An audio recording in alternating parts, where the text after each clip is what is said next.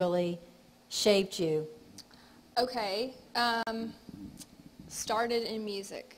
Well, I always tell people that I've been singing since I could learn to talk, pretty much. I think my parents can attest to that.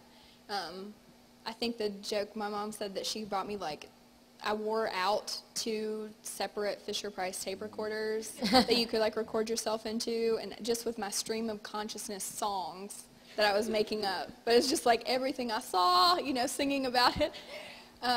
But so I feel like music is one of those things that people that love music and want to do music just kind of have it there.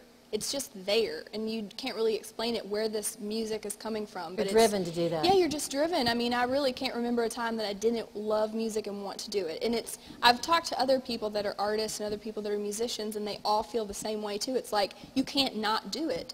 So my whole life has sort of been a story of, okay, how am I going to find a way to do this? Because I have to do it. It wasn't a way of if I'm going to do it, it was how am I going to work it into my life and do it. So.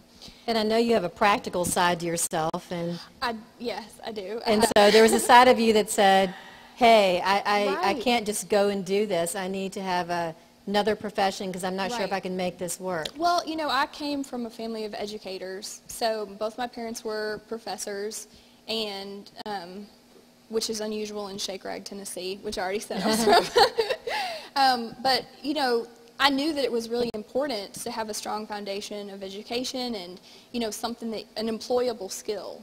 Right. So I worked, you know, I took that very seriously, and it's just tough because, like I said, when you're driven to do music, you know you've got to do it somehow, but, you know, dealing with the realities of, you know, a lot of people in the music business are unemployed, or they don't, you know, they're just scraping by. And so I did have that was pulling me in another direction, kind of saying, okay, be smart, you know, you have this, you know, desire. Even as a child, I was always begging my parents, you know, let me try out for this, take me to this, and, you know, anything I heard about.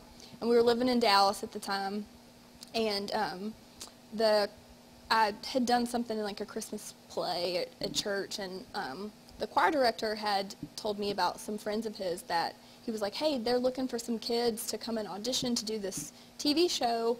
You know, I'd love for you to go do it. So, of course, I was like, yes, please take me, let's do it.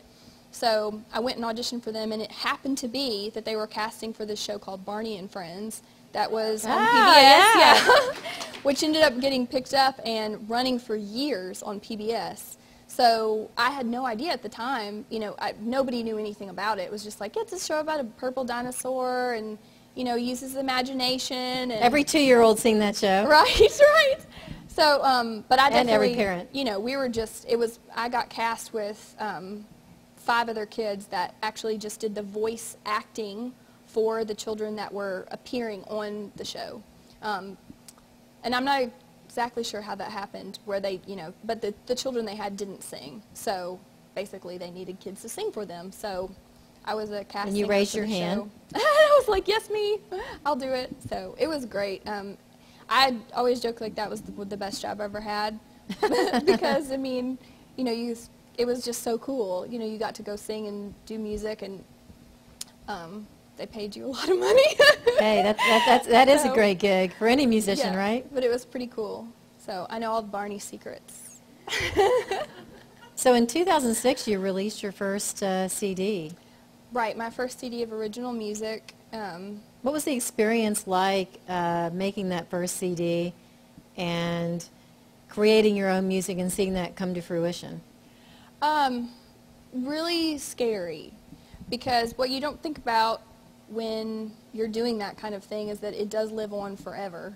Like you are, you know, when you record something, I mean, it really does. It's out there. And at that point in your life, it's whatever was experiencing. Right. Whatever you were experiencing at that point in your life, that's what you put out there. That's what you're putting out there. That's what you're writing about.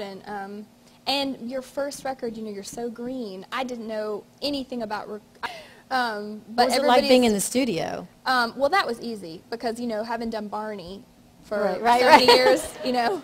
You were experienced at that point, right? Very studio experience, yeah. But trying to produce your own music or having opinions like, what do I want the drums to do there? I mean, I'd never considered any of that stuff before, so everybody's got to have a first record, and it's always a learning experience. Oh, yeah, exactly. And so how would you describe your music? And along those lines, what artists has sort of influenced you along the way? Gosh, I mean, I love folk music, so, you know, when I was a teenager, I sort of went back through the whole, like, 70s folk catalog, you know, just listening to all those great singer-songwriters. And, like, Cat Stevens and James Taylor and